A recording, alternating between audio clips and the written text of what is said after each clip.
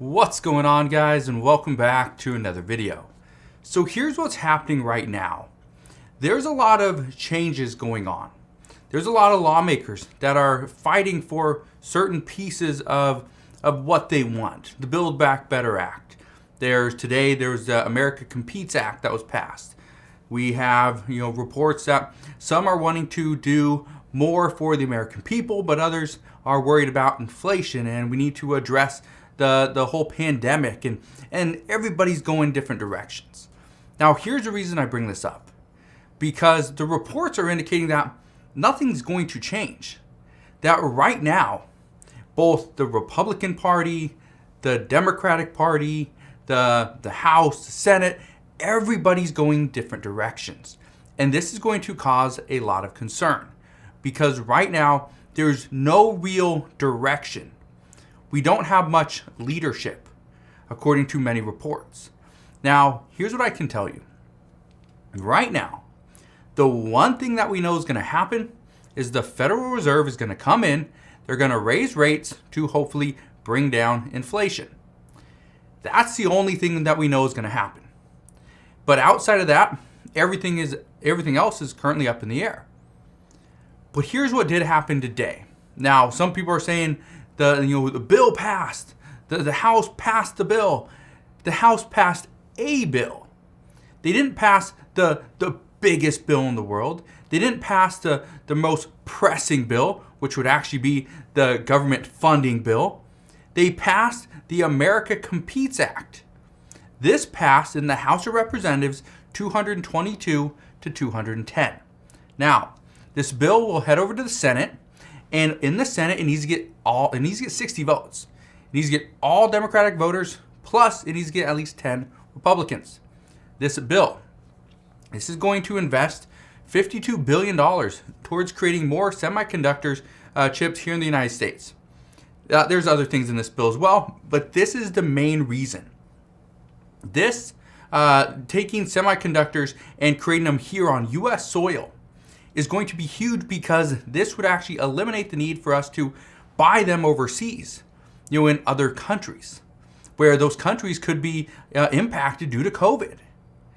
Now, this has been a huge problem ever since the pandemic started because in other countries, their manufacturing plants shut down due to COVID. It took them a little while to get the vaccines, took them a little while to get up and running again. Some are still not up and running, some went out of business, but now we are seeing major supply chain disruptions. And semiconductors are needed in things like cars, washers and dryers, televisions, digital cameras, cell phones, right?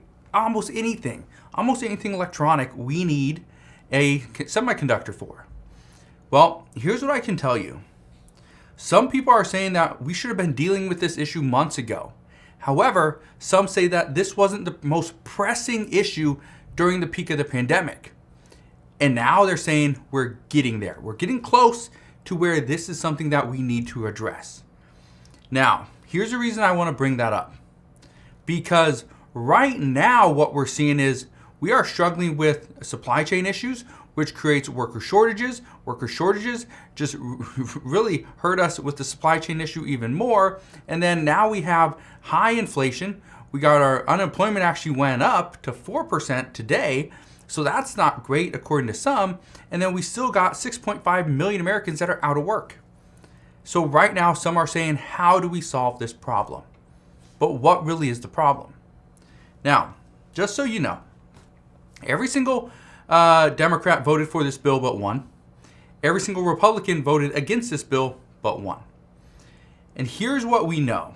House Minority Leader Kevin McCarthy, he said that Republicans didn't vote for this bill, not because they didn't support it, not because they don't support innovation and making the United States competitive against other countries, that Republicans didn't support this bill because there was over 3,000 pages into this bill, and nobody had the time to read it, and it was completely outdated. That's what he said. So the Republican minority leader said Republicans don't have time to, kind of digging into this, don't have time to read a bill that could potentially help out the United States and our economy. Okay, wonderful. Now, even though what we're hearing and seeing is Democrats are trying to push the next bill through, and I told you this, about like a couple months ago. If we don't see the Build Back Better Act go through, it's going to be the next bill. What's going to be the next one up on the docket? What's the next one? Okay, that one didn't pass. The next one. They're going to keep on going to the next bill until something ultimately passes. And the reason for this, it's very simple. Democrats have to have a win. They have to have a win. Doesn't matter what the bill is. Doesn't matter how big it is. Doesn't even matter if it goes to the American people. They have to have a win. That's what we're being told. That's what we're seeing now as well as proof that it's just the next bill. They don't fight for the same thing like, okay, well, let's renegotiate. Let's go back to it. It's just, all right, move on to the next one and the next one and the next one until hopefully something goes through. Now, let's talk about that next bill, because this bill that we're going to talk about right now is considered the most pressing issue. Today, Nancy Pelosi said that lawmakers are working on the government funding bill that expires in just 14 days on February 18th. She said, and I quote, "We have to get a deal. We can't have a CR that diminishes our capacity security-wise in every other way that we define our country." So she says we have to get a deal. Now, whether it's a deal of an actual government funding bill for fiscal year 2022 or the rest of it, or it's a continuing resolution, is a stopgap bill, it doesn't matter. We just have to get something to get through to the next phase. Whether it's the rest of the year or another 2 weeks or another 2 months, doesn't matter. However, many Republicans have said that they don't see this going through. Many are arguing that pushing another extension through might be the only option at this point. Some are saying that Democrats have wasted too much time fighting for other bills, that they are now just trying to push something through just so that they can try to get the voters on their side that, yes, they tried, it didn't have bipartisan support, it failed, but they moved on. And that's the issue. And this goes back to the Build Back Better Act as well. Let me just give you a quick little update there. Nothing's happening. Nothing's going on. We know that some lawmakers are now open to discussing and negotiating the Build Back Better Act, but they're going to negotiate a bill and call it the Build Back Better Act 2.0, but this bill has none of the provisions in it. Nothing for the American people. Nothing for children, nothing for Social Security, nothing for education, nothing for healthcare, nothing for businesses, right? Nothing outside of climate. It's just going to be climate. That's it. And it's going to be most likely some type of tax reform where the American people, maybe people that make under $400,000, but definitely those that make over that, businesses, we're going to be taxed more. And guess what happens when you tax a business? The business pushes that additional tax, well, pretty much forces their prices up, and then the consumer pays it. So guess what? Every single person here, every single person watching, every single person in the comments, every single person across the United States is going to be paying more money very soon once this Build Back Better Act 2.0 actually goes through. And when that's going to be, honestly, I don't know. Now, let's get some COVID news for today, because this is actually interesting. U.S. health officials said today that they're actually considering changing the time frame of the first 2 vaccine doses.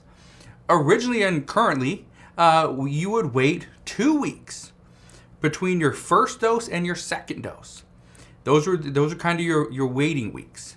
Now, health experts are actually considering waiting 8 weeks. And here's the reason why. The main reason why is because of heart inflammation, okay, myocarditis.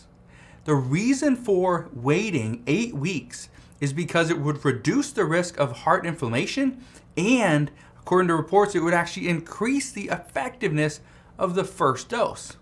So, normally, what we are seeing is, okay, you get the first dose, you got to wait 2 weeks, and yes, you do get some immunity, but at the same time, it's not really affected. Your efficacy rate doesn't really jump until 2 weeks after your second dose.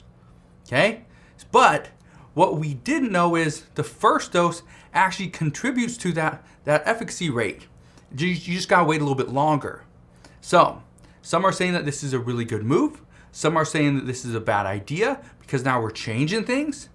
Others say, are we questioning the methods that we've been using for the past year in giving these vaccines? And that's causing a lot of issues. So we'll see what happens moving forward, but that is what we know as of right now. So if you have any questions whatsoever, please ask your questions down in the comment section below. Hopefully you guys have a wonderful Friday. Have an incredible weekend as well. Consider subscribing if you enjoyed today's video, and I'll see you guys on the next one.